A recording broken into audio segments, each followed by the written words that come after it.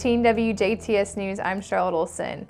During last night's Jasper Public Library regular board meeting at the Du Bois Branch Library Community Room, the board discussed end-of-year topics, including upcoming salaries for the new year, and heard updates about the building project for the new Jasper Cultural Center. A presentation was given by Ashlyn Ackerman about the plans of the Cultural Center, and Christine Golden, director of the Du Bois County Public Libraries, says that they are around 2/3 of the way complete with the design development phase, and she says that they are 1 month ahead of schedule. The board discussed more of the library side of the Cultural Center than the art side, which will be further discussed by the Art Board in January, giving the public a chance to voice their opinions in the matter as well. Golden says that on January the 11th, the two boards will meet in a joint session to discuss the event center moving forward. What will happen then is on January 11th right now we've scheduled a special joint meeting of our two boards to approve moving out of the design development stage into the construction documentation phase, where essentially then we have the finalized design, but we're ready then to get into that construction, to get ready to get building this thing, because that's what we're all excited to see. Another update that was given was that of the demolition process of the current facility, which Golden says right now is in the bidding process. Everything looks to be ready to go with that with very beginning of next year. The library will be handling that process of bidding out the demolition that hopefully just in the next couple months that, we've got the bids in place and get ready to go so we can be ready to build by this fall. The Jasper Public Library Board will meet again on Thursday, January the 11th at 4 p.m. at the Jasper Library Annex for the joint meeting with the Arts Department. A Ferdinand man is behind bars after he was arrested for child molestation Thursday afternoon. And around 2 p.m., Ferdinand police, in coordination with a complaint made to the Division of Family and Child Services, arrested 50-year-old Rudy Wayne Riley of Ferdinand on charges of child molestation, sexual misconduct with a minor, child seduction, and dissemination of a matter harmful to a minor. The incident continues to remain under investigation with no further information being officially released at this time. Once we have that information, of course, we will get that to you. And an afternoon accident in Holland left 2 vehicles totaled and 2 men in some pain. Around 4:30 p.m. yesterday on State Road 161, just north of the Main Street intersection in Holland, 36-year-old Doreen Gable was traveling south driving a 2008 Chevy truck on State Road 161. Gable got into the turn lane to turn west onto Main Street in Holland when she said she saw a 1997 Chevy truck, which was driven by 19-year-old Quentin Gogol in the turn lane in front of him. 36-year-old Gable said that he attempted to brake but was unable to stop in time and then collided with the 19-year-old Gogol's truck. Both vehicles were totaled in the accident, and Gable complained of pain to his neck, and Gogol reported pain to his head after the accident. Du Bois County Sheriff deputies were assisted on scene by the Holland Fire Department. The Ferdinand Volunteer Fire Department has a new fire chief as Dan Lindauer steps down after 28 years of service. At this week's Town Council meeting, Lindauer announced that he will be leaving the position of chief, which he has held for the past 12 years, and that's 35-year-old John Hopignas has been named the new chief. Hopignas, who also has worked alongside Lindauer, was elected earlier this month at the department's December meeting and has been the department's designated safety officer for the past 13 years. In other news out of Ferdinand, the Town Council will be holding a special meeting next week to elect a new clerk-treasurer after current clerk-treasurer Bev Schulteis announced that she was stepping down. Once a replacement has been selected, Schulteis will serve as the deputy clerk-treasurer and also provide training to her successor until her retirement takes effect on December the 31st. Schulteis has been clerk-treasurer of Ferdinand since 1988 and has been a town employee since 1977. If you're facing grief this holiday season and are seeking solace from the festivities of celebration, Abbey Caskets, a work at St. Meinrad Arch Abbey, will host a service of the longest night this coming weekend on Saturday, December the 16th at 6 p.m. Central Time in the St. Meinrad Arch Abbey Guest House Chapel, which is located in St. Meinrad.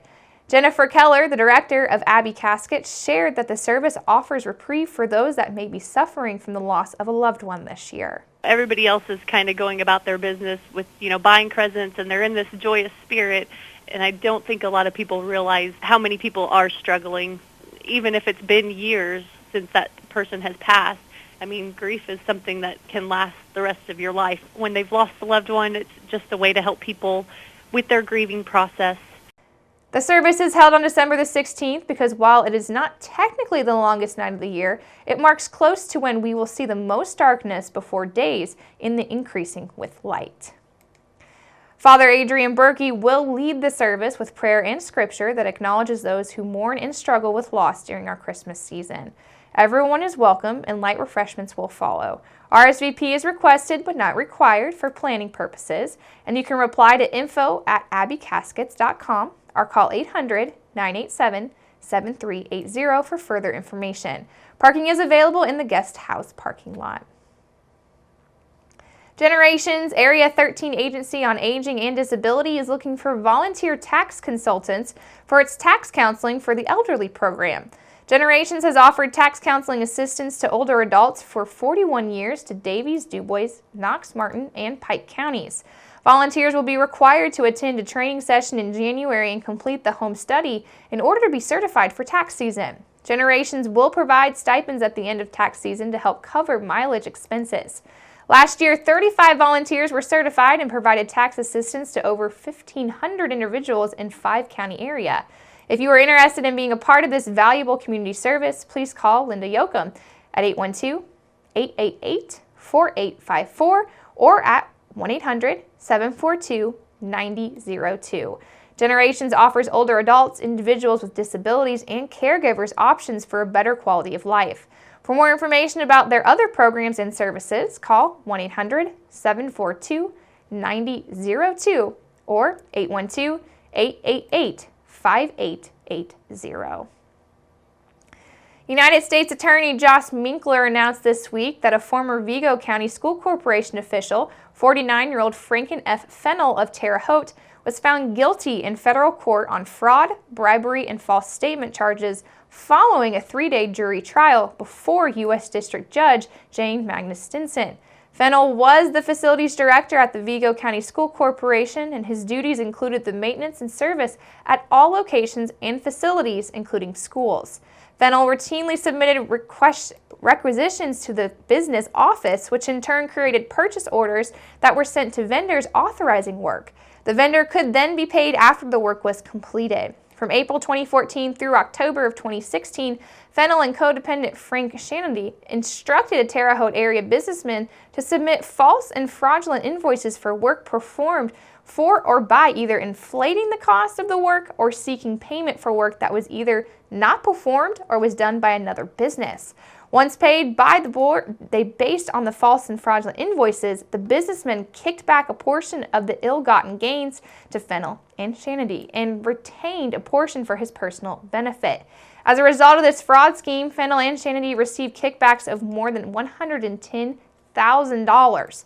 When confronted by special agents of the Federal Bureau of Investigation regarding this fraudulent scheme, Fennell made various false statements in a futile effort to expedite himself.